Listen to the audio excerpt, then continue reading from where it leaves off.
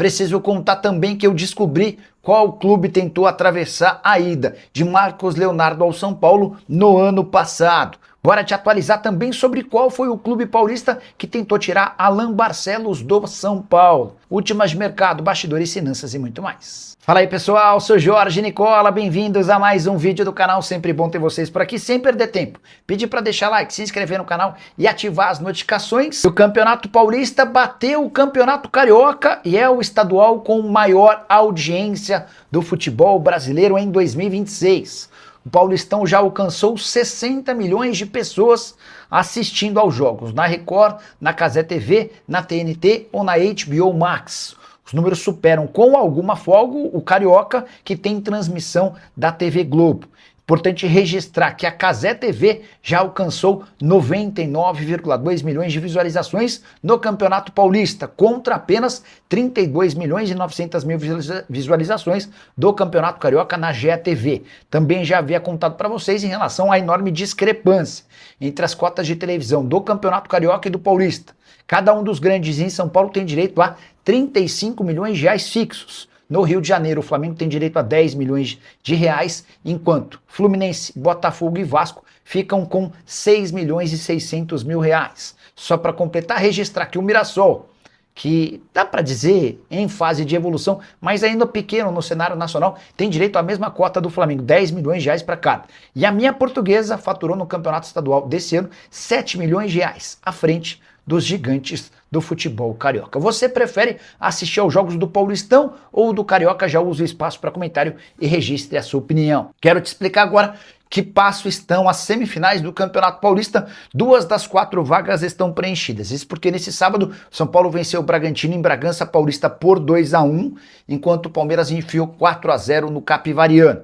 Palmeiras e o São Paulo estão garantidos e esperam pelos dois outros adversários. E a gente não consegue imaginar quem enfrenta quem. Isso porque o regulamento do Campeonato Paulista define que entre os 4 semifinalistas, o de melhor campanha pega o de pior campanha. E o segundo melhor campanha pega a terceira melhor campanha. Os pontos são acumulativos em relação à fase de grupos. Nesse momento o Palmeiras tem 19 pontos e o São Paulo tem 16 pontos. Quero só fazer um exercício de lógica aqui com vocês para vocês entenderem. Se Santos e Corinthians vencerem seus confrontos, o Santos pega o Novo Horizontino fora e o Corinthians pega a Portuguesa fora, teremos uma semifinal com Palmeiras e Santos, jogo único na Arena Barueri, Corinthians e São Paulo, jogo único na Neoquímica Arena.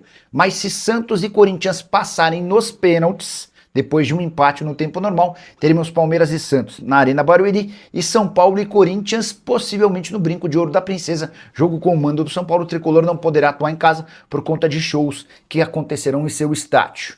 Importante registrar que não dá para imaginar um confronto entre Novo Horizontino e Palmeiras. Se o Novo Horizontino passar, não enfrentará o Palmeiras pela pontuação. Também dá para cravar que Portuguesa ou Corinthians, aquele que passar desse confronto, não enfrentará o Santos. São 2 duelos impossíveis pela matemática. Seu palpite: quais serão os 4 classificados? Dá para imaginar que Santos e Corinthians se juntam a Palmeiras e São Paulo, tendo os 4 grandes nas semifinais. Já uso o espaço para comentário para registrar sua opinião, beleza? Descobri qual o clube paulista que tentou tirar Alan Barcelos do São Paulo. Me refiro ao treinador, que foi campeão da Copinha do ano passado e vice nesse ano, e que está sendo preparado para assumir, num futuro não tão distante, o cargo de treinador principal da equipe profissional. Pois bem, o Rui Costa, o executivo de futebol do São Paulo, deu uma entrevista ao canal Tricolaços e contou que o Alan Barcelos teve seu contrato renovado no São Paulo até dezembro de 2027, depois de sofrer assédio de um rival da capital. Entrei em contato com uma fonte importante no São Paulo e essa pessoa assegurou que o interessado era o Palmeiras. Muito preocupado com a possibilidade de perder um dos seus mais promissores funcionários de Cotia, São Paulo estendeu o vínculo de dezembro de 2026 até dezembro de 2027, concedendo-lhe um aumento salarial e também promovendo ele ao cargo de auxiliar técnico fixo da equipe principal. Repito, o Alan Barcelos será preparado para assumir num futuro não tão distante o time de cima.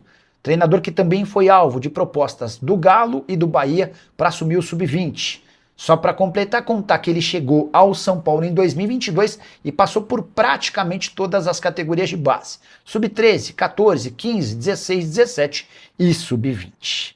Preciso te falar agora sobre um zagueiro brasileiro de apenas 24 anos de idade, canhoto, perto de ficar livre no mercado. Eu me refiro a Lucas Fasson, atleta revelado na base do São Paulo, que chegou a passar rapidamente pelo Chile para que depois se transformasse em reforço do Atlético Paranaense. Ele pertence ao Lokomotiv Moscou da Rússia e tem contrato apenas até junho, ou seja, o Fasson já pode assinar um pré-contrato para jogar em qualquer clube do Brasil ou do exterior sem custos a partir de 1º de julho. O Botafogo e o Internacional hoje são os maiores interessados na contratação do atleta que é titular absoluto lá na Rússia. Ele havia sido contratado pelo Lokomotiv por 3 milhões de euros. Já dá para imaginar que o Lokomotiv vai perder esse dinheiro, até porque o atleta brasileiro não tem dado sinais de que pretende renovar seu contrato. A menos que o Lokomotiv ofereça um caminhão de dinheiro nessa reta final de contrato, a tendência é que ele retorne ao Brasil e interessados não devem faltar. Qualquer novidade sobre o Lucas Fasson e eu conto para vocês, beleza? Descobrir qual clube brasileiro atrapalhou o São Paulo nas tratativas com Marcos Leonardo, atacante do Al Hilal, quase virou reforço tricolor no ano passado.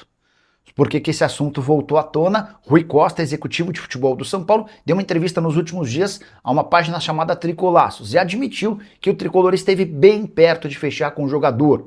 Marcos Leonardo receberia só uma ajuda de custo do São Paulo, com o Al Hilal arcando os 100% dos salários do jogador. Só que, na última hora, o Al Hilal mudou sua estratégia e passou a exigir que o São Paulo cobrisse 100% dos salários. E é aí que entra esse tal clube brasileiro citado pelo Rui Costa. O Rui não falou em qual time, mas ele contou que viu uma movimentação de um outro time brasileiro que fez com que o Al Hilal mudasse sua conversa. Entre em contato com uma pessoa do São Paulo, também ligada a essa negociação, a pessoa assegurou que o time que atravessou e impediu que o Marcos Leonardo virasse reforço do São Paulo foi o Flamengo. Repito, São Paulo, Marcos Leonardo e Al Hilal tinham tudo acertado para que o atleta fosse emprestado, com o São Paulo assumindo só 50 mil reais de ajuda de custo. O Al Hilal se comprometeria a pagar 100% dos salários por um empréstimo que duraria mais ou menos 4 meses. Quando o Flamengo entrou na jogada, oferecendo ao Al Hilal a possibilidade de pagar 100% dos salários, o Al Hilal procurou o São Paulo e disse que só aceitaria emprestá-lo se o tricolor assumisse 100% dos vencimentos. No fim das contas, São Paulo e Marcos Leonardo não puderam fechar, porque o tricolor não tinha o dinheiro para pagar os salários do atleta. O Marcos Leonardo não quis ir jogar no Flamengo e acabou permanecendo na Arábia Saudita. Preciso te contar sobre o terceiro escândalo envolvendo venda de ingressos com personagens diferentes e importantes do São Paulo. Para fazer a ordem cronológica da coisa, Mara Casares, ex-esposa do então presidente do tricolor Júlio Casares, e Douglas Schwartzman, diretor da base, foram flagrados num áudio conversando sobre a venda de ingressos clandestinamente de um camarote do São Paulo. Esse episódio resultou na queda de Júlio Casares da presidência.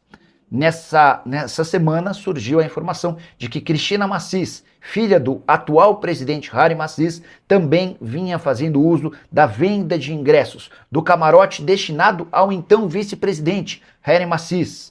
Ela vendeu ingressos para jogos do São Paulo e para shows que foram realizados no estádio do São Paulo. Nessa sexta-feira, inclusive, rolou uma reunião do Conselho Consultivo para tratar sobre o tema. Já te explico essa história. Quero contar que Olten Aires de Abreu, presidente do Conselho Deliberativo, também é alvo de mais uma polêmica envolvendo venda de ingressos. O UOL teve acesso a um áudio em que um filho de um amigo do Olten Aires negocia a venda de ingressos em nome do presidente do Conselho Deliberativo. O Olten Aires já garantiu que vai resolver esse problema, que ele não tem participação nenhuma, mas é um grande escândalo, uma enorme vergonha que o São Paulo tenha dirigentes e conselheiros que ganhem em cima do clube às custas de venda de ingressos de forma ilegal. Me lembrei de uma declaração de uma pessoa da Polícia Civil afirmando que o Morumbi se tornou um grande caça-níquel, e isso é verdade. E pelo jeito inclui gente de situação, de oposição, uma grande lástima. Na reunião do Conselho Consultivo dessa sexta-feira, que foi convocada para discutir o futuro de Harry Macis, o presidente afirmou que em hipótese alguma pedirá demissão, não vai renunciar e fica pelo menos até dezembro. Embora o São Paulo já tenha anunciado por meio do seu Conselho Consultivo a criação de 2 sindicâncias, uma interna e outra externa, para avaliar se o Macis teve participação nessa venda de ingressos da filha. Também está sendo definido uma redução na distribuição de ingressos de cortesia para diretores e conselheiros. Uma vergonha. Gostaria que você usasse o espaço para comentário, para opinar a respeito do tema, beleza?